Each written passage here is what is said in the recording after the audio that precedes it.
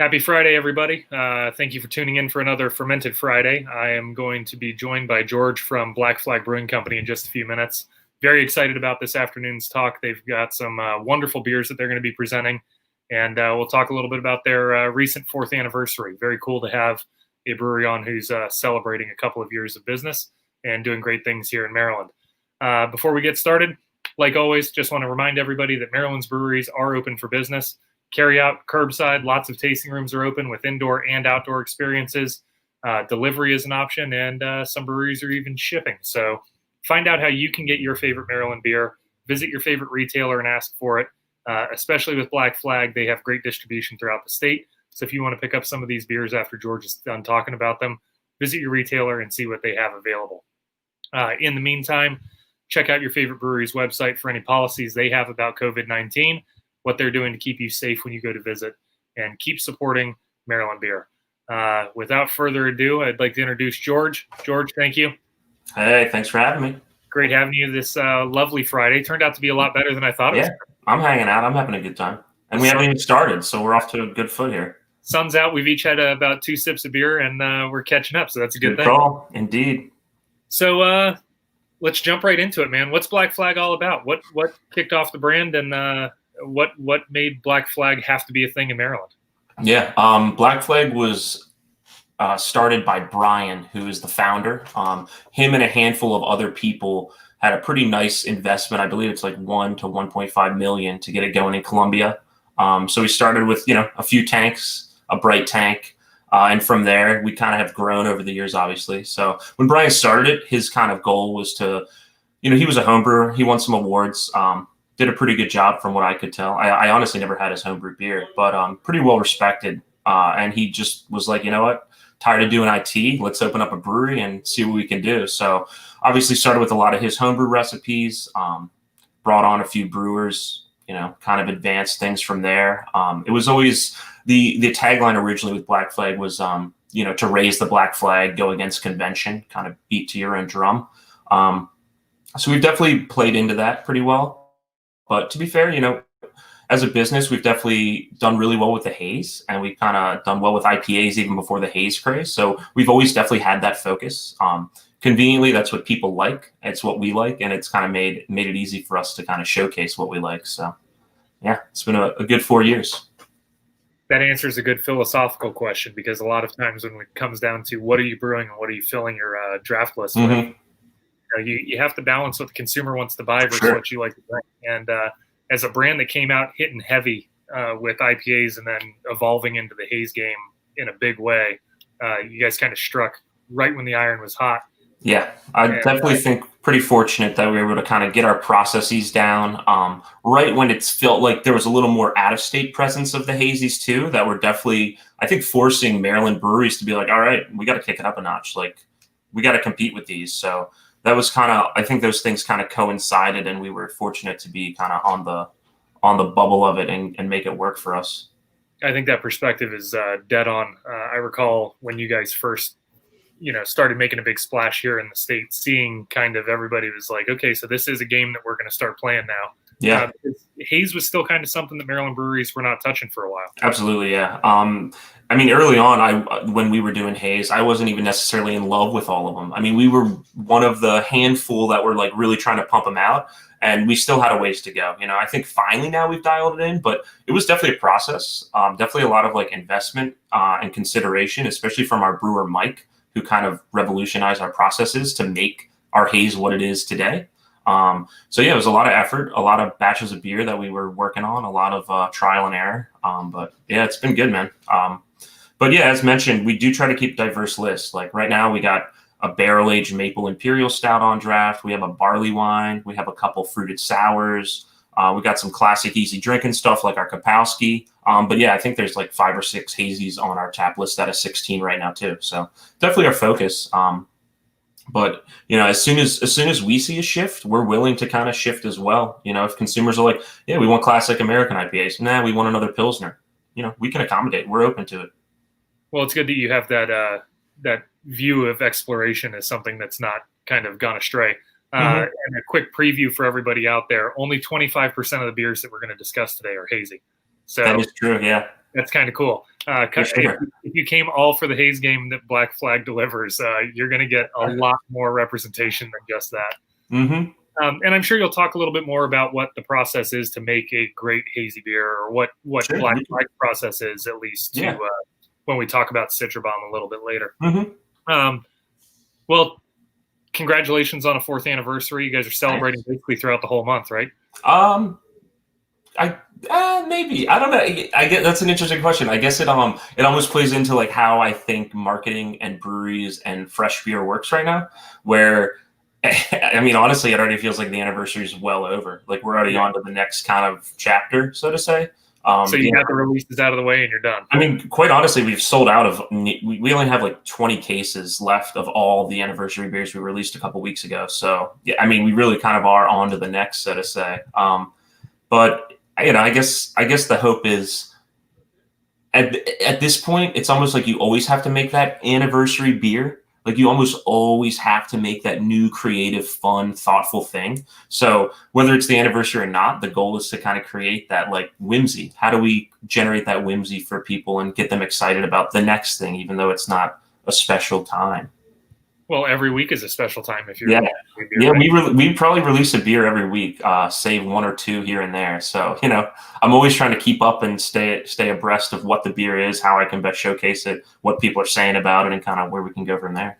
So this is kind of an unfair question since COVID has taken up like half of the time, but in the 4th year, coming into this big celebration, what were the big milestones? What were the achievements that you guys saw this year that made it stand out to you? Kind of like we were talking a little bit before the broadcast, this past year, we've just introduced a ton more SKUs that aren't a hazy IPA, aren't a dessert stout, aren't a core beer either. We did our red ale, we did a black lager, we did that barley wine. We're now doing, we're going to do a blend with that barley wine. So we have brandy barrels, rum barrels, bourbon barrels, and we're going to make a nice cuvee with that. And I think that honestly, that exactly might be like my favorite thing about Black Flag. It kind of just shows like, okay, they're pumping out haze, but look, they took the time to make a barley wine and then age it in multiple barrels. It's just not something that like honestly is super in demand from the consumer, at least as they express. I'm sure it'll go over very well and people will love it. And it's not, it's not necessarily a hype beer. So to me, that's like, okay, we can kind of step away from the hype and just do something that truly, like our head brewer, it's like his favorite project we've done. He's like so excited about this barley wine because it turned out so well. So that to me is like it kind of shows like our development and like what we've achieved in the past years. I think that's great. I also like the fact that, you don't feel that there's built-in hype because it's not a hype beer. But sure, yeah. Coming from a brand that knows how to position itself behind their beer, you're going to build the hype that you need, and people are going to, build it and they will come. I think so, yeah. Given how well our we did the Belgian quad, and we barrel aged that, and I thought that just turned out fantastic. So I have a lot of hope for this barley wine. Mike's really been doing well with the malty stuff, and I don't expect any exceptions here. So you've kind of quickly become the face of Black Flag. I think we were talking a little bit beforehand. If there's ever a question about what's going on in the Maryland beer industry, what's happening consumer perspective-wise, you've got an opinion and a voice on that. I do, yeah. Why is it so important for you to be so engaged with the consumer? So I think on a couple levels. First, the most obvious level is because, I do have a job. I work for a business. I want to succeed. I want to influence the beers we make in a way that helps us sell beer. And not only that, but sell beer that people really do want and they're excited about. On another level of that, I think that's a lot of the reason why I'm in the industry, because a lot of my work isn't like actively doing something. It's a lot about just like engagement, and that might be with buyers. That might be at a festival where I'm talking to a ton of people that never even heard about the brand. So I think for me, like Black Flag, I think is one of the best breweries in Maryland, and I like to stand behind it for that reason. And when I can showcase something that I really, really appreciate, like Black Flag, beyond it just being my job, it just makes me happy.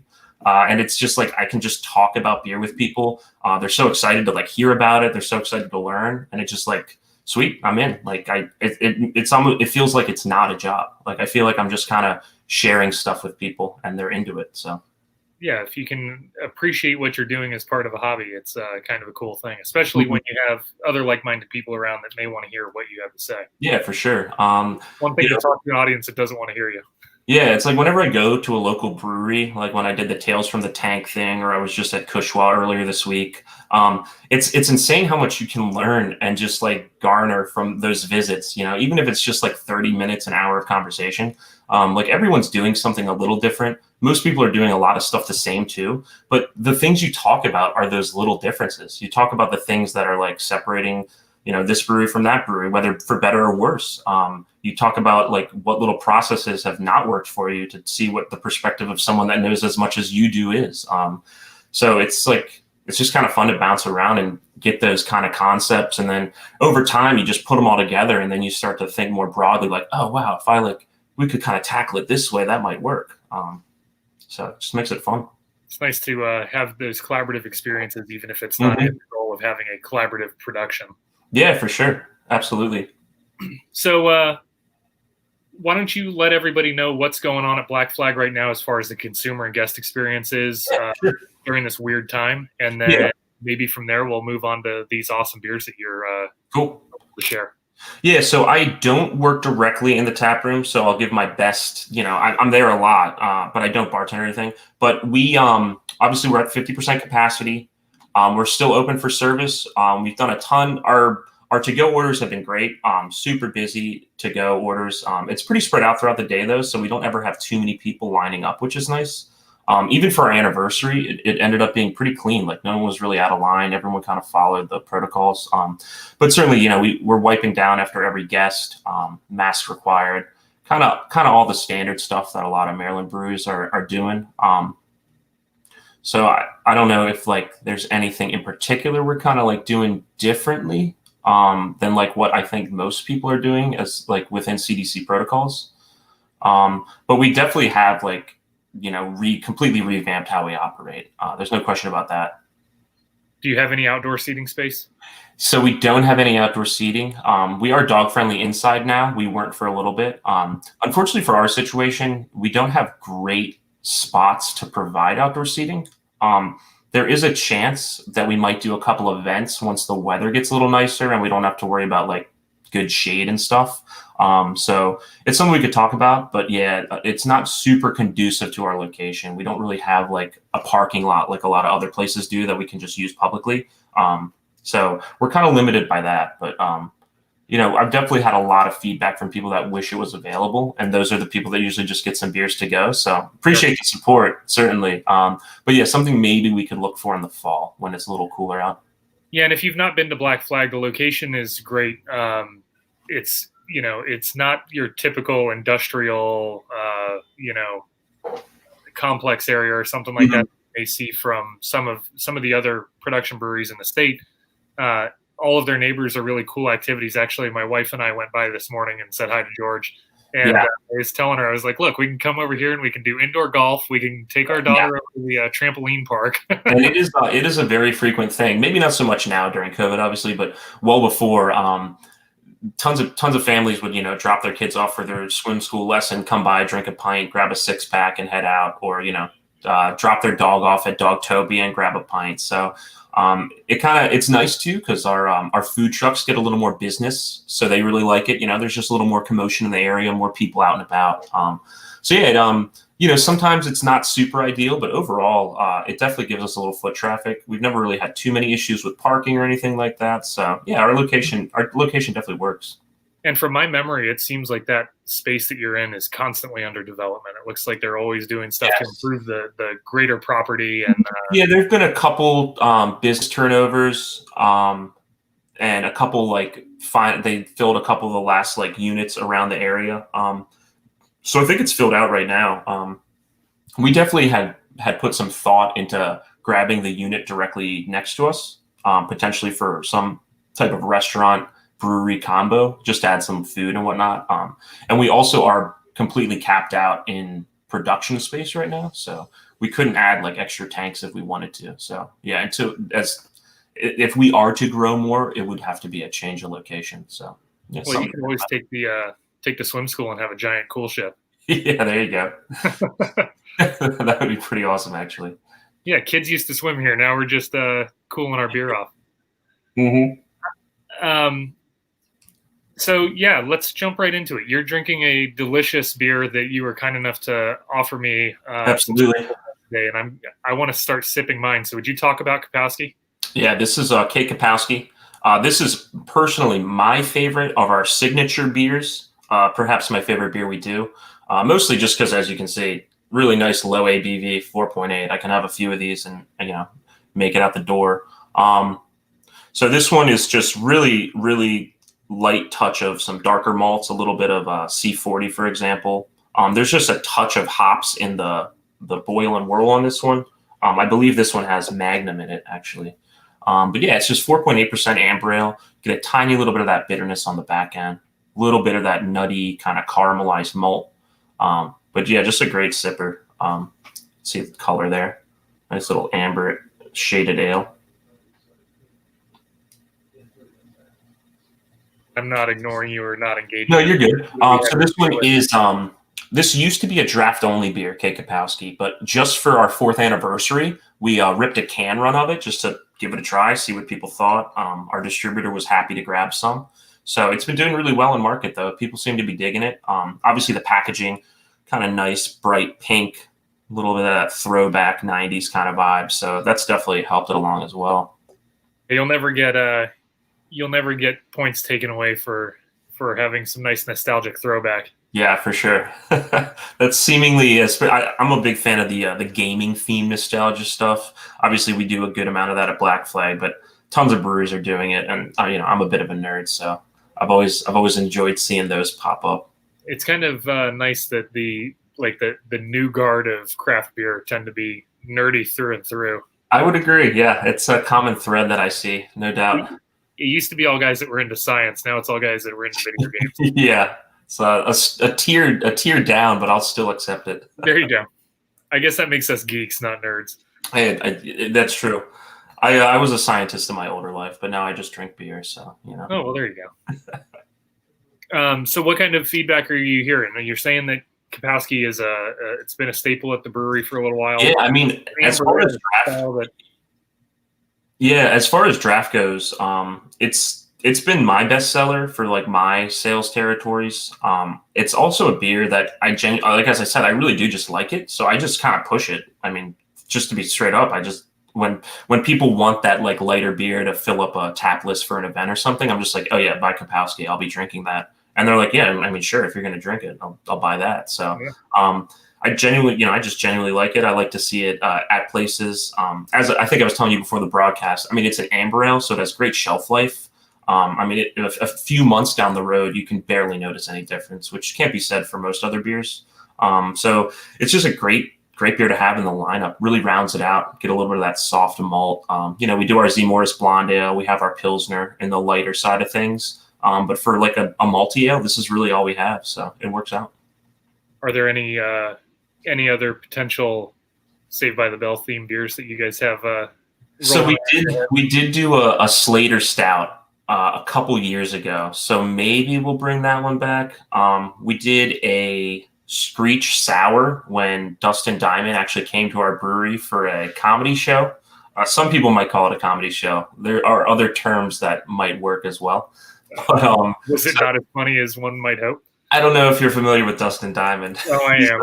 Okay. Yeah. I actually didn't see it, but I heard some comments that it was. I mean, it's funny. It's like it's not like haha funny. It's like funny, but that can be haha too if it's funny enough. So he said some weird things apparently, though. But you come to expect that. That sounds.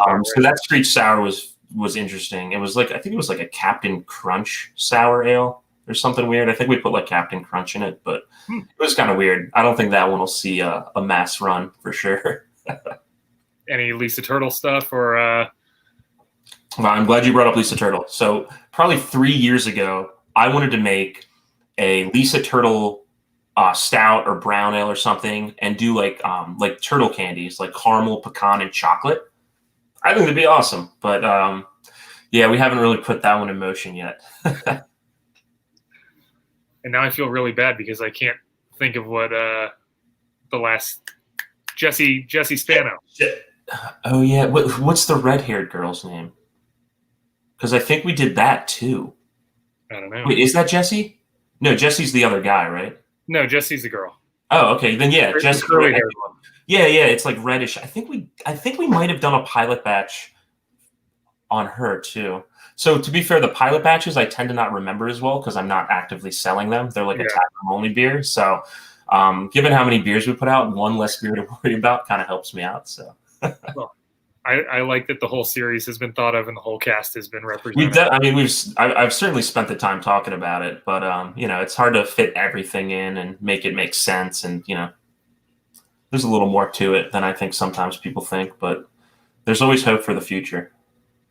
Yeah, one of the things to consider when you're thinking about why your favorite brewery isn't running with every single thought that you've had when it comes to beer, probably because they've either thought about it and tried it, and it may not pretty true.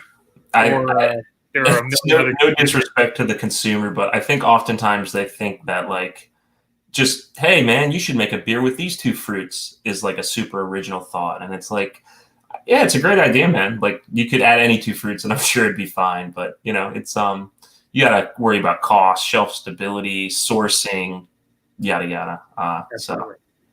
And you made a really good point about this amber ale that we're enjoying and how it does have some shelf stability. Yeah.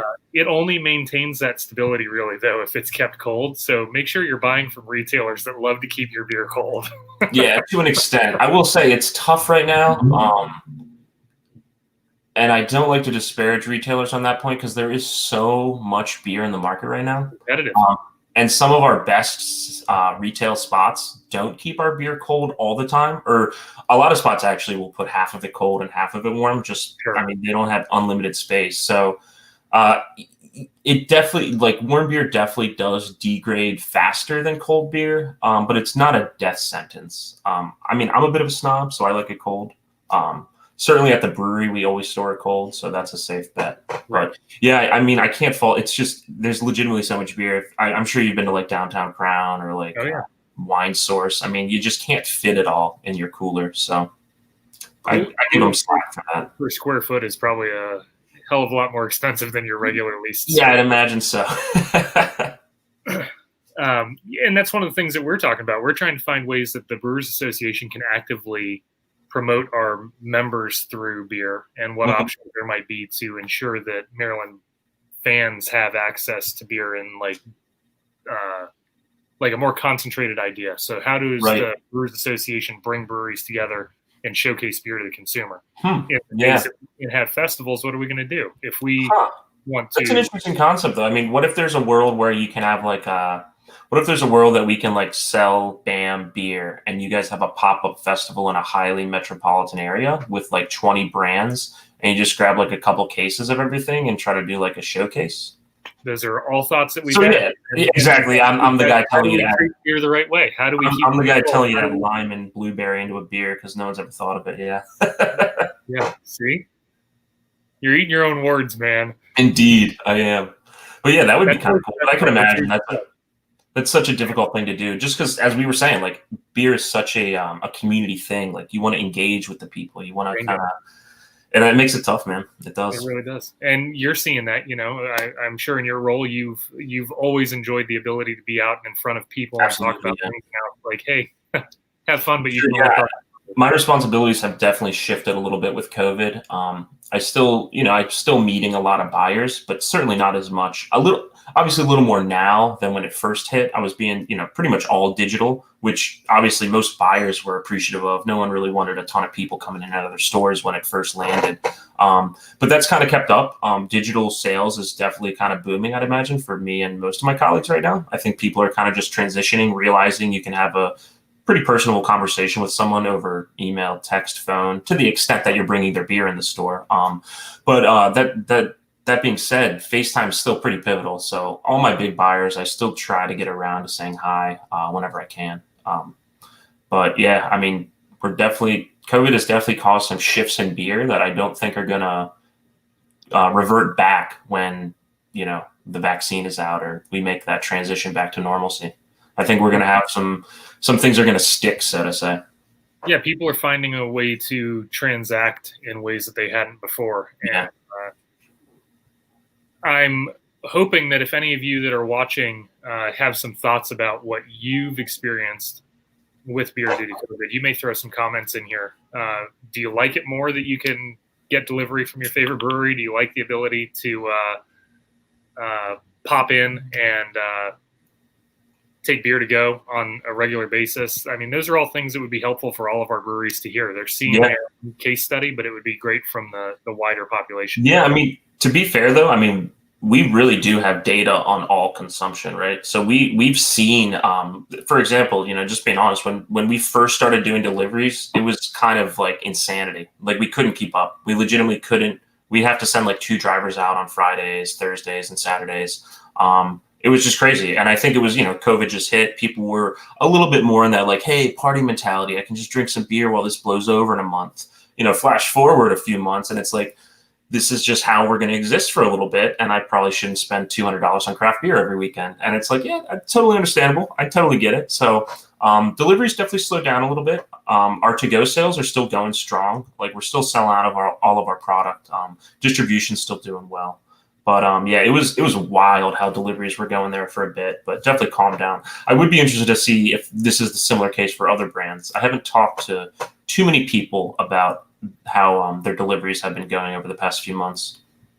Anecdotally, what I've heard is that things are slowing down, but I think a lot of them are attributing that to the fact that there's been more leniency with how businesses can reopen.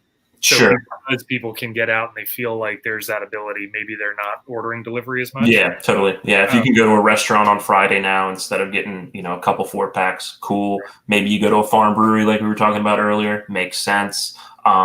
Yeah, or just, from what I understand too, just talking to some buyers and some people in distribution, the cheaper, more macro beers are doing really well. People are definitely, I think, lightening their expenditure while not necessarily reducing total purchases. It's just they're purchasing a little more economical beer, still some craft too, but just not like full bore like it seemed to have been a few months ago. Yeah, I think that's also probably part of the, there was a big jump to ensure that all the local businesses were still solvent for sure, for staying on, and it was everybody doing what they can to support. And I think it was good. I think that flood of business, if not just quite literally offered financial reassurance, it just offered some mental reassurance. Like, hey, we still got people on our side. We still got people that are down to support us, even if they can't come to drink a beer in the tap room. It kind of gives your business some purpose, so to say, even if things aren't going as pristinely as you might imagine. Yeah. All right. Well, what's the next beer? Next beer. Dang, I forgot what I said. I think I said Flagship, right? Yes, you did. We got to dig into my little ice bucket I got next to me. Flagship IPA. So this is I'm gonna dump my glass out and redo it here. So Flagship IPA is one of our original from inception beers here. We've always canned this one. This was the first beer we've ever canned, and we're still canning it today. This particular beer was canned very recently, the new batch. But as you can see, nice little classic American IPA. Touch of chill haze in there, but with my eyes, I can kind of see through it. Maybe you can on the camera. But yeah, this one is a nice little citrusy, slightly bitter boy here. We put a lot of Comet, a lot of Centennial hops in this one. So now we're talking some throwback old school hops, man. Yeah, a little more bitter, nice little citrusy rind. Get a tiny, tiny touch of malt sweetness. Not quite what you'd get from like the hazies these days, but really, really soft, really nice. It's a gorgeous beer. Thank you, Andrew. I appreciate that. I really, really like the hearkening that this has to like the OG IPA approach. Yeah, for sure. It's what I kind of like about it is it's a little less heavy malted. You can kind of tell by the color. You'll have a lot of, it's kind of more straw colored, really. You'll have a lot of those old school red. Yeah, you'll have a lot of those old school IPAs that have quite a bit of malt character to them, which I'm not saying is a bad thing. Personally, for me, I prefer like a lighter color like this, almost edging more towards the hazy style, where you're not so much letting like that darker, not that it's that dark, but darker, richer, more ambered malt kind of peek through. Whereas when you go with a malt bill like this, that's a little more, I'm pretty sure just 2-row, a little bit of pills. You just let the hop shine a little bit more. It doesn't kind of obstruct the flavor. So some people might find it to be maybe not a powerful enough flavor. I personally kind of like it a little lighter and crisper, but yeah, this is kind of how we've done it. We've tweaked the recipe a ton of times since our inception for a ton of reasons. So we've been at this one for over a year now, though, and we're pretty happy with it. I really like how it's a little lean on the palate, so you really do get the expression of hops, and it kind of puts them in the forefront. Yeah, man, for sure. But yeah, going by the can design, I was begging to switch up this design. I wish I had an old can on me, but I was begging for a long time to switch up the design on this one. Our last design was just kind of like dark green, a little bit of like gold lettering, kind of hard to read and see. It honestly just felt like it was from 2005. So the reason I like this label the most, beyond it just being a great label for flagship, we just did a beer called Mosaic Ship. And all we did was kind of change the colors around, and it still gives you that vibe that it's like Black Flag's American IPA. I'm a huge fan of like continuity and like label design being consistent and all that. So doing this gives us the ability to kind of flirt around with different hop combos on the same American IPA base. So we definitely anticipate doing a few more of the Mosaic Ship-esque beers in the future. And I'm just going to pop up that old... Cool. I can't find I figured that's what you were doing with your silence. I was like, oh, he must be grabbing some imagery for us here. Yeah, it doesn't want to pull up, though. Man, out with the old, in with the new. Hey, man, it's gone. If you want to see it, Beer Advocate has a great shot of it. But everything George says is right. It's definitely it's a newer approach on this can that really stands up to the branding and to the... And I will give a shout out. This can was designed by our head brewer. So just that's awesome. Pretty cool. He's done a few of our can designs. Spectrum, for example, that I gave. We're not talking about it today. Maybe we can, but that can I gave you was also designed by him. So it's kind of fun. When the minimalist approach to beer labels is really a great thing. You see a lot of like really busy labels out there, a lot of really crazy artwork, but then you see minimalist stuff that really is captivating. Yeah, I think at the end of the day, as long as you're a brewery who likes what you're doing and you can represent that, I think there's a range of how you can kind of orchestrate your labels. You got people like Elder Pine where it's like the same label every time and just a change of the name, sometimes a little different shiny here and there, and that works great for them.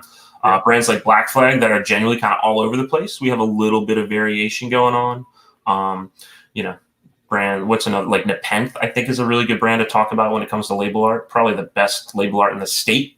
I mean, it's just straight up art. It just happens to also be a beer label.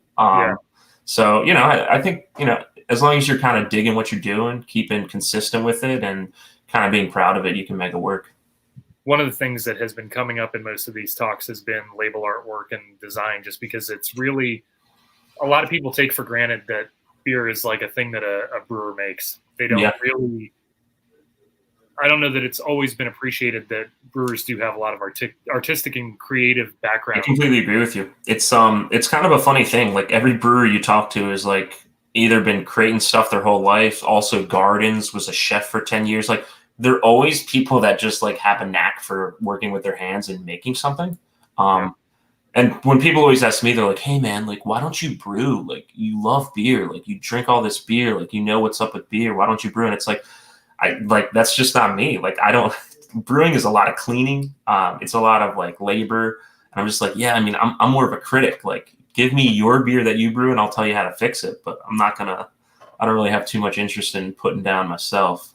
Yeah. It's, I've never been that minded person, but I certainly appreciate those who do it. Cause that's, I enjoy trying them out. Yeah. Thank you for all of your hard work and creativity to the brewers in Maryland. We really appreciate it. Yeah. It's same with at Kurt at Manor Hill. He does a lot of their labels as well. And he did our Wizard is Never Late label, and I thought it was awesome. It was like a hand drawn like pencil sketch wizard. It's fantastic. I was so grateful that he like let us use his art for our design. It worked out great. So those kind of little collaborations with the local people, pretty meaningful. And it really kind of captures the artisanal craft that is beer brewing. I think in a way that you might not get from a hyped, cool, colorful label. One of the things that I find pretty fascinating about Maryland is we don't have too many artists that are doing label work that are like stuck to a brand. Yeah. So you'll see some crossover between like, for sure, especially out here in Frederick. So we've got, Brian Baltz is doing great label work for 3 or 4 breweries at a time. Mm-hmm. And each one feels like it's responsible for the beer that's in the can without being confused with another brewery. I was going to say, it's kind of surprising. I don't know who it was. I was on an Instagram page. It was whoever does Full Tilt's beers, but they do they do a lot of Full Tilt. And they did another brand. And I was like, wow, like I would never even guess this is the same artist. Like they're doing such a good job at kind of keeping the identity separate. It's like, wow, that's pretty impressive, you know? Yeah, I think they did some work with True Respite and maybe something with Hysteria also. Yeah, I think Hysteria is the label I was looking at last night. But I was like, dang, these are like pretty substantially different. That's awesome, you know? Yeah. They're clearly a good artist, right? I mean, that's why I don't do stuff like that. I couldn't have like two whole different themes like that, but you know. Yeah, and imagine when you get really good, you have 3 or 4. Yeah. So what are you seeing in trends of artwork for your labels? You guys do have a pretty wide variety of approaches to style on your can. How are your consumers responding to that? Do you see that they tend to gravitate towards a certain style, or do they just care about what's in the can? Honestly, I think there's a small like range. I feel like all of our beers sell X because it's so hard to say because like honestly everything sells out, so it's hard to say. Like I really just have to go by like, okay, is it selling out faster? Do I see more social media posts? Like our store, like obviously we sell out of our cold room, it goes to our distro and then our distro delivers. So is it selling out of those delivered locations like our stores quick too? So it's really kind of hard to pinpoint, but I think for us, yeah, it's a little more about the liquid. I can definitely tell when a label doesn't do well, but it's harder for me to tell when a label does super well.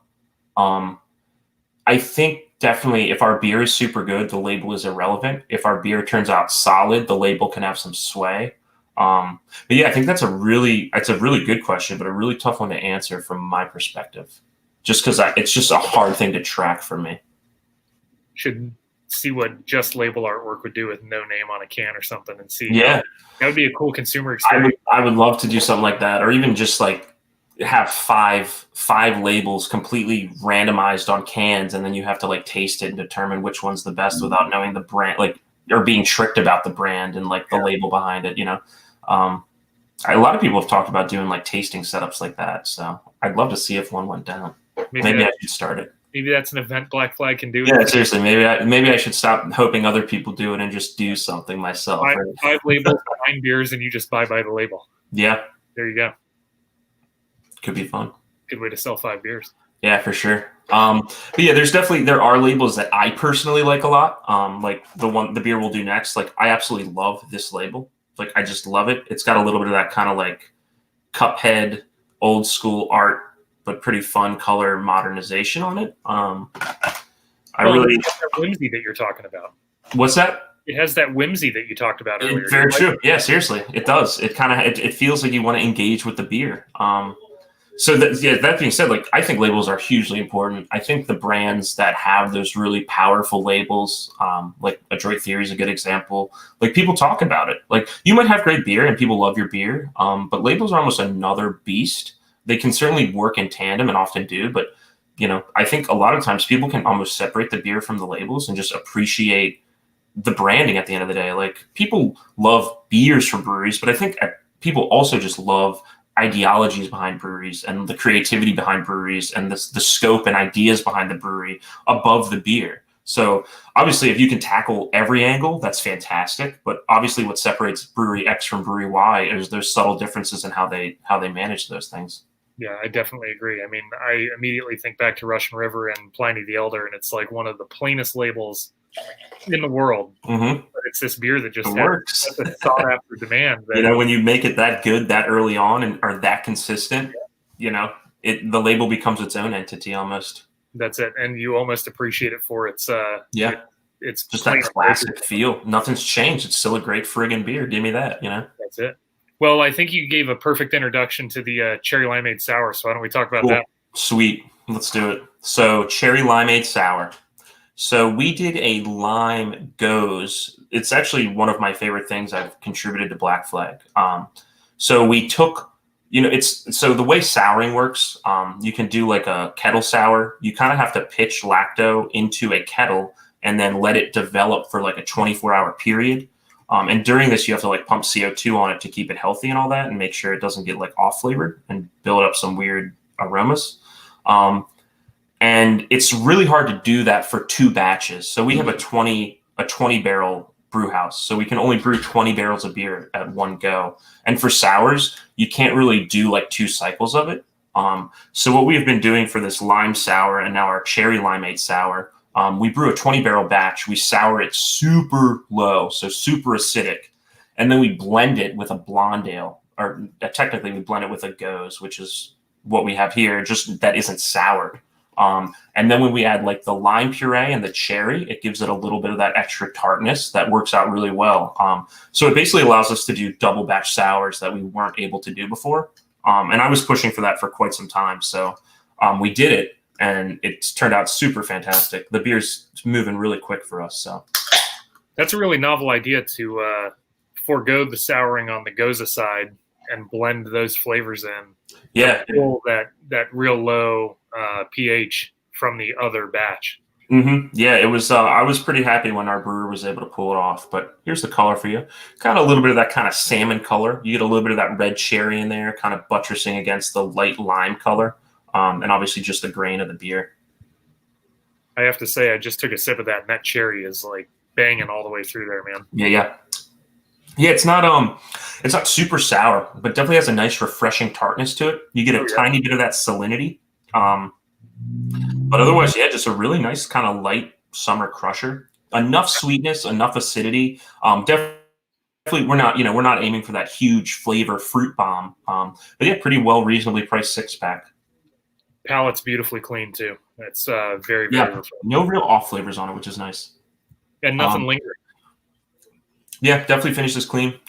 Just a little bit of that kind of cherry lime ended on the note. But yeah, this as you know, a lot of you guys watching know, we do a lot of the 16-ounce cans. So we've kind of been fluttering in a little bit more of the 12-ounce cans. Just a little bit of a lower price point. The objective on these is to just have a little more of a sessionable, crushable beer. Obviously, with our 16 ounces, whether it's a sour, a stout, an IPA, generally going for full flavor. Just bang, bang, bang, tons of flavor. I mean, this one does have flavor, but as you can tell, it's not like a flavor bomb. It's just a pretty nice little acidic lime, nice cherry in there. Sessionable, you can have a few of them. So, are you guys doing any pressed whole fruits? Are you doing purees? How do you bring your fruits in for these? Yeah, we use purees. We order mostly from Oregon Fruits and from Araza. I'm a huge fan of Araza, specifically their lime. The reason we even did the lime sour to begin with was because we got samples of their lime puree, and I legitimately thought it was so good we just built a beer around it. I thought it was like one of the purest, most expressive, vibrant, flavorful purees I've ever had of like any fruit. And especially when doing this blending, so we only have one batch of the beer getting super low pH. That really nice citrusy acidic lime just complements that tartness so well and kind of buffers it. Because certainly if you don't have a super, super sour base beer and you add a ton of fruit that isn't necessarily super sour, you can lose a lot of that acidity from all like the pulpy fruitiness in there. With the lime, you kind of get the benefit of that really nice vibrant fruitiness, but also limes are just really acidic fruit. So it complements and enhances the sourness already inherent in the beer. And it just worked out perfectly. That's a good approach. I have experience with the Oregon fruit stuff, and that, beautiful aseptic package that is like ready to rock and roll. Just makes it so easy. Yeah. I mean, I definitely respect brewers that are processing their own fruit. For our scale, at the end of the day, it's just so much labor to do stuff like that. And just being honest, I don't think it's much better. I've had a lot of fruited beers, especially the amount of lime sours that came out this year was literally mind blowing. And I found that the Araza fruit puree was better than some, and I mean, it could be other factors too, but I felt as though the fruit that came from our sour lime was more vibrant than a few other brands that were using their in-house pureed limes. But, a lot of factors. I still respect doing things the hard way. I mean, it is a cool thing, especially a Checker Spot's a great example of this, where they're just sourcing so much local fruit, like hand picking it themselves, like sweet. I mean, that's why I've been there like 5 times in the past year. I really respect what Checker Spot's doing. So that stuff's awesome. But, when it comes to scale, efficiency, and not using too many labor hours, sometimes you have to cut corners. And fortunately, with the Araza lime puree, that corner cut seems to be a corner improvement too. So I'm happy with it. Yeah, I mean, you know what they say about Wendy's: never cut corners. Yeah. Time to make a Wendy's Frosty milkshake IPA now. There you go. French fries and milkshake. Yeah. What other? You said that you had a couple other sours on the menu, and I did not get a chance to look all the way through it. What other sours are you guys putting out right now that you're happy about, or what's on? So yeah, we just did our anniversary sour called Mako Reactor, and that was a banana strawberry sour, kettle sour. Pretty thick and viscous, definitely on the sweeter, dessertier side. Whereas this is a little more citrusy and crushable. But on the docket, we're probably going to do another 12-ounce sour can like the cherry limeade. I'm not sure what the flavor profile is going to be. We want to get it a little bit fall seasonal. Because, I mean, obviously sours are killer in summer, right? But I anticipate they'll probably keep going strong through the fall. I thought sours plateaued a year ago, but clearly the demand is still as high as it could be.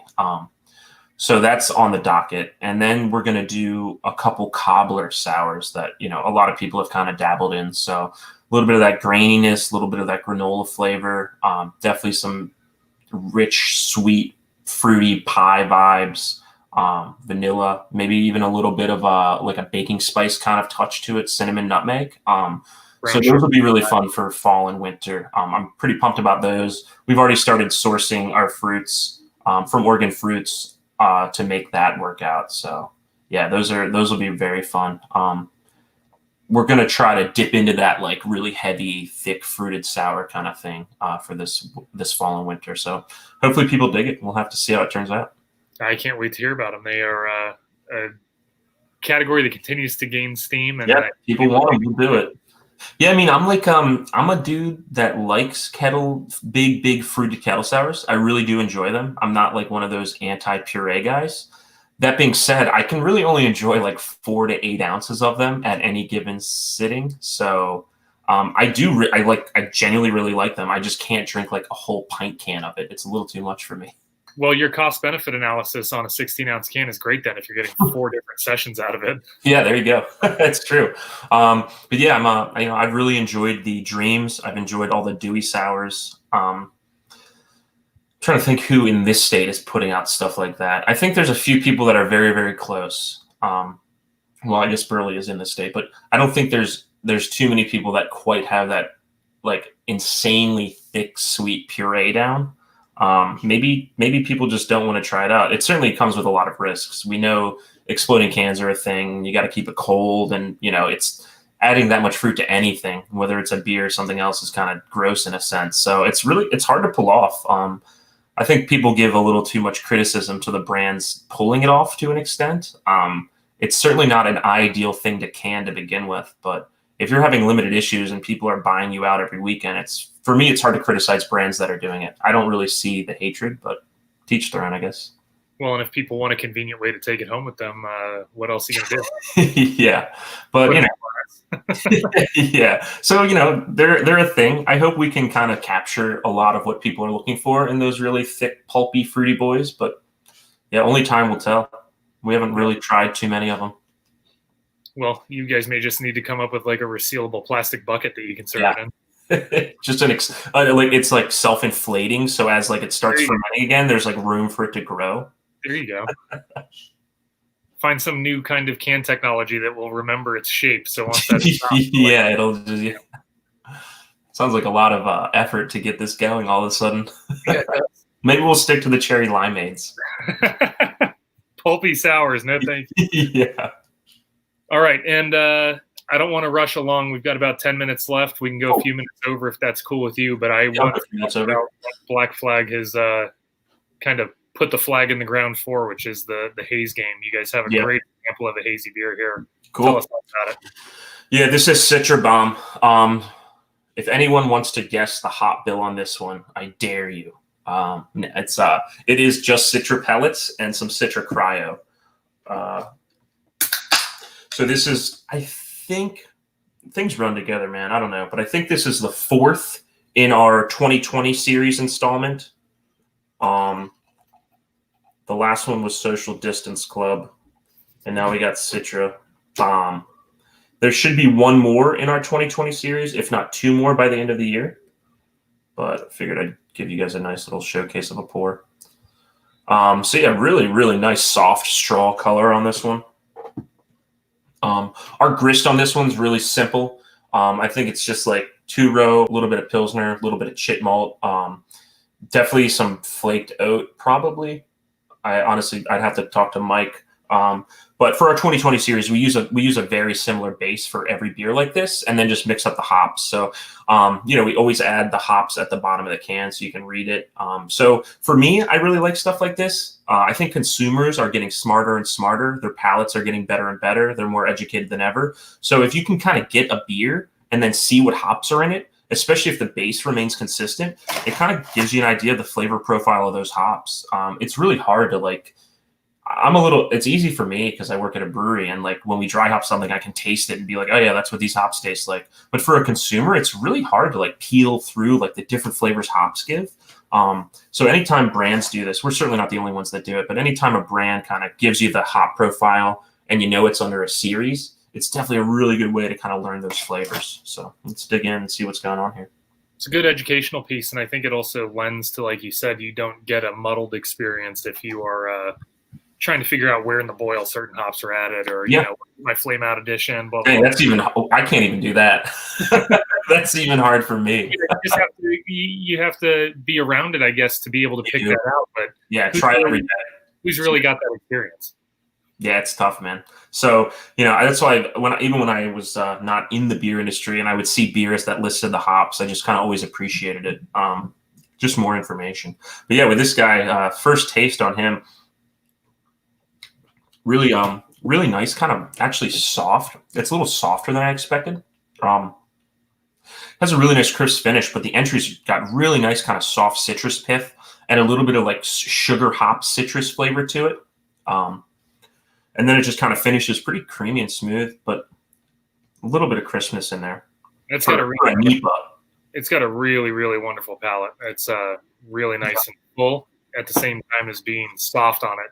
Yeah, for sure. Yeah, the linger on it's not too bad. It's got a nice little soft bitter linger. Sometimes with the cryo hops, so we first started using cryo hops a little more regularly at the start of the year.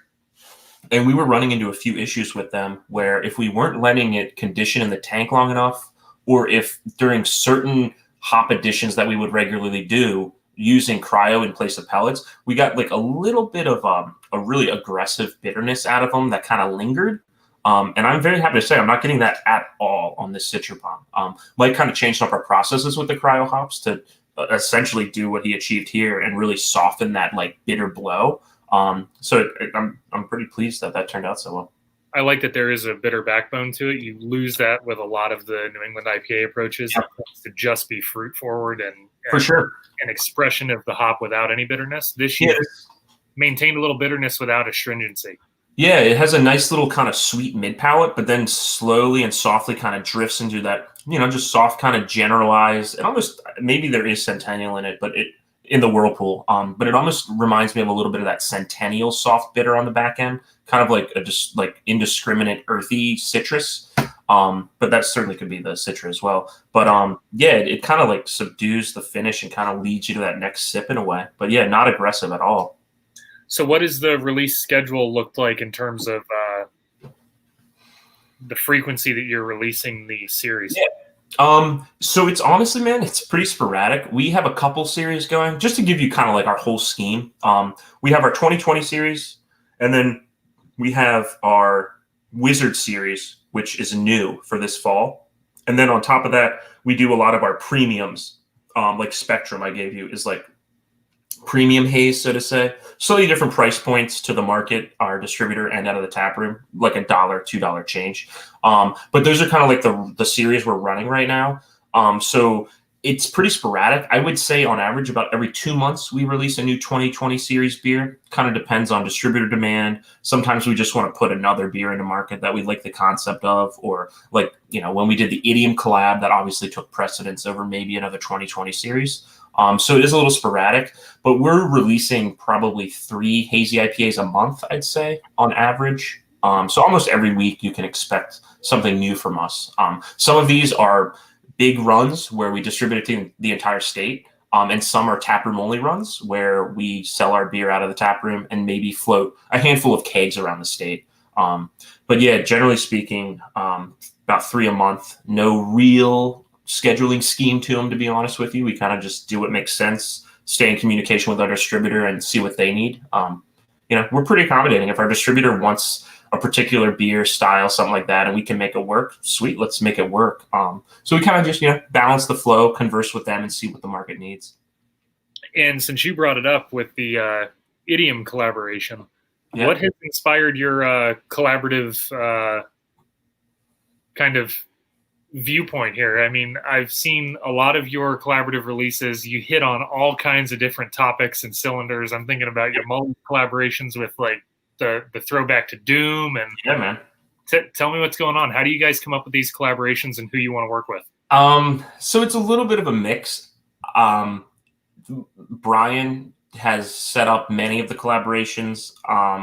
I've set up a few of the collaborations. It kind of is a case-by-case basis.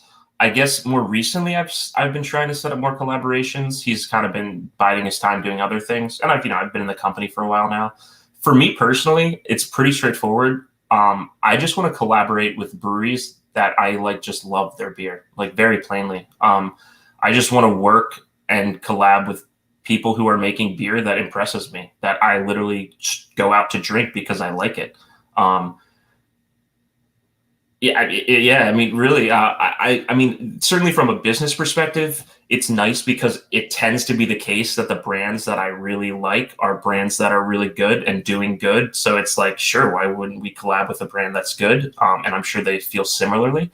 But yeah, man, I like beer. I try to drink every single beer from every brand in Maryland as best I can. It's been hard with COVID because I'm such a draft heavy drinker. But yeah, really my goal is just to kind of, I had a conversation with our brewer the other day, and we went over to Cushwa to hang out with them for a little bit. No announcements on that front, but he was just mentioning, he's like, damn, dude, I kind of love just going out and engaging with these people. I don't get the opportunity. And for me, it's dang, I can set this up and my brewer gets to converse with their brewer and everyone's learning and having a good time. And it's hopefully we'll, bring some communication for the future as well. It's yeah, this is what it's all about. This is literally what it's all it's So shoot the breeze, drink good beer together.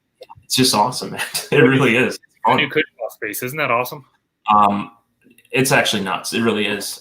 Beyond just the brew space, man. They have a lot of room to do a lot more stuff, and they have some room to do more stuff outside of their own brand, so to say, just within that complex. The space itself is awesome. It's super spread out. It feels really big and fun. The pizzas are legitimately out of control. Yeah. I wish I could say that and people think I'm not just trying to promote their pizza, but it's literally some of the best pizza I've had. And that's not an exaggeration at all. It's absolutely nuts. We didn't get into it when I had Leo on, but the pizza chef over at Rad Pies is actually Adam, and Chef Adam was representing White Rabbit when he won the first pairing competition. I heard. I was fortunate to meet him. He actually brought the pizzas out for us. Dude, he's a good guy. It's one of those things where I'm damn, dude, your pizzas are so good, man. Thank you so much. Your pizzas are good. I'm probably annoying and sounding disingenuous, but I really like the pizzas, man. They were so good.